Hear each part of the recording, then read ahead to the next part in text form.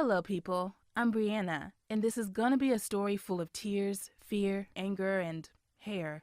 And I really hope that by telling it, I will not only be able to get it off my chest, but what's more important, I might inspire other people to live their lives to the fullest. Everything started around a year ago.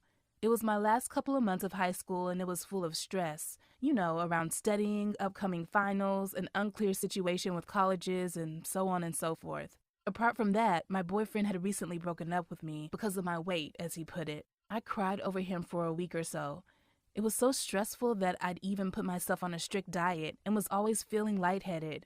I was determined to lose a few pounds to look perfect at prom so that this selfish jerk would see how beautiful and happy I was without him. But at some point, I noticed that along with the extra pounds, I was also losing my hair. I had been losing some before, especially while brushing it. And this time, there were not like 10 single tiny hairs left on the hairbrush, but like a bunch of them.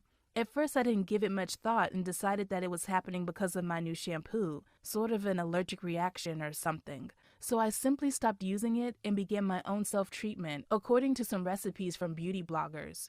My hair actually started looking better. It was super shiny and healthy, but it still kept falling out.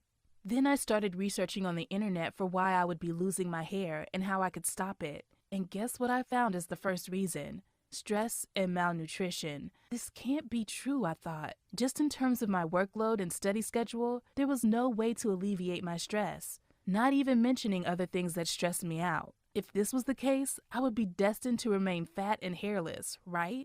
There had to be another way to solve my problem, I thought. And when I felt a whole dime-sized bald spot appear on the back of my head, I totally panicked and decided to ask my parents for help. They took me to a nutritionist at first, but when he heard about me losing hair and actually saw a clump in my hand, he said we better visit a trichologist first. That's a hair specialist in case you don't know. This recommendation made me a little worried. Eventually, it turned out that I had something called alopecia, an incurable disease with an unpredictable course. It meant that I was about to lose all the hair on my head, and nobody could promise that it would grow back again. This news literally killed me. All the way home from the hospital, I stayed silent. I was in shock. For the first couple of days, I was in denial, I suppose. I just couldn't believe that this was truly happening with me. I cried all the time, asking the universe, why me? Of course, I was pitying myself. But once it seemed that I had no more tears to cry, I got so angry. I thought about how it can't be enough for me to have lost my boyfriend and to have not lost a single pound, to not have straight A's, and to not have gotten into any college because I still haven't gotten a single answer from any of them. But now it turned out that I was going to spend the rest of my life hairless. Bald. It was awful. I didn't want to see or talk to anybody. I felt so bad that I literally got sick and stayed at home for 2 weeks. I told my friends that I had mono so they wouldn't visit me. I just didn't want to let them know what was actually happening. And I had even forbidden my parents to talk to anybody about me and my problem.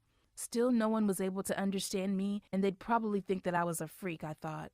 Every night I prayed for my hair to come back to me. I even promised to never change its color or curl it or even cut it. No extra involvement ever, but that bargain didn't work. The time to go back to school came, along with my new daily routine of visiting doctors and applying various creams and foams and everything.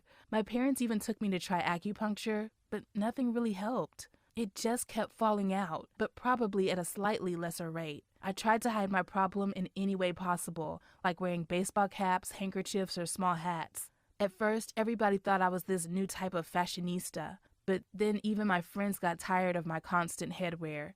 I understood how pathetic my attempts were to hide my problem, when once my friend Elisa had jokingly touched my hair, and even though my head was covered with a hat, I could feel how I'd lost another clump. Luckily, nobody noticed it except me, but at that point, I had decided to take some revolutionary measures.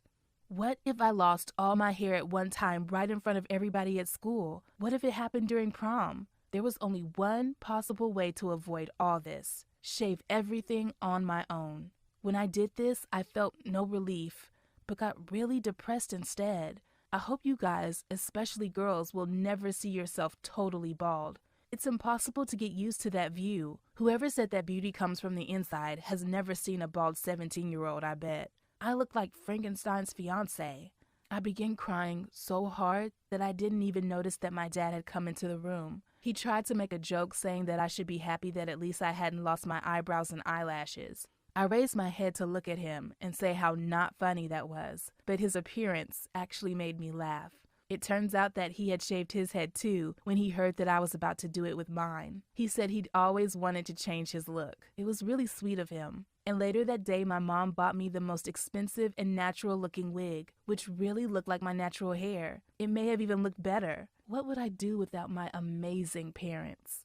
By the way, I couldn't stop thinking about the best way to tell the truth to my friends once they found everything out. It was a couple of weekends before prom when together we decided to take a ride to the beach. It was supposed to be something like a final trip before exams, you know. I had put on a baseball cap so that it would help keep my wig in place. It was really hot that day and my head was sweating pretty badly. Everybody was laughing and chilling and swimming, but I couldn't. I had an obvious reason, right? But nobody knew what it was. I guess I was doing a pretty crappy job of pretending that I was great, even without getting in the water. Then my friends were arguing about who was able to do the best cartwheel ever. Everybody started to roll around in the sand, and it was so much fun that I had totally forgotten about my wig for a tiny second, but that tiny second was long enough for it to fall off my head. Everybody at the beach seemed to freeze for a second. They were devastatingly silent and began to exchange looks. I thought my life was over, and I was trying to decide whether to cry or just run away when somebody suddenly clapped a hat on my head. Then I heard the voice of one of my friends, Nick, who said that at least now I was able to go swimming. And then 2 more guys from our group picked me up, and everybody just rushed into the water. Honestly, I had no idea what was going on. Only once we finished swimming and playing water games was I able to explain everything to my friends. It turns out that they had already guessed I was wearing a wig before. They just decided not to ask, but to give me some time to tell them everything on my own. You know, there are no words to describe how amazed I was by my friends.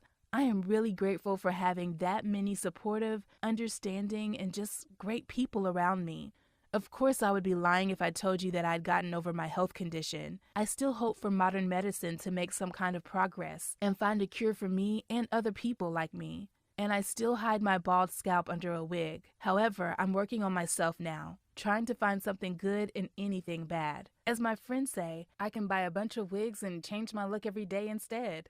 And my prom went well, by the way, because I had no more secrets that I was keeping from my friends. Did you like my story? Feel free to share it with your friends, and don't forget to click on the subscribe button. Peace.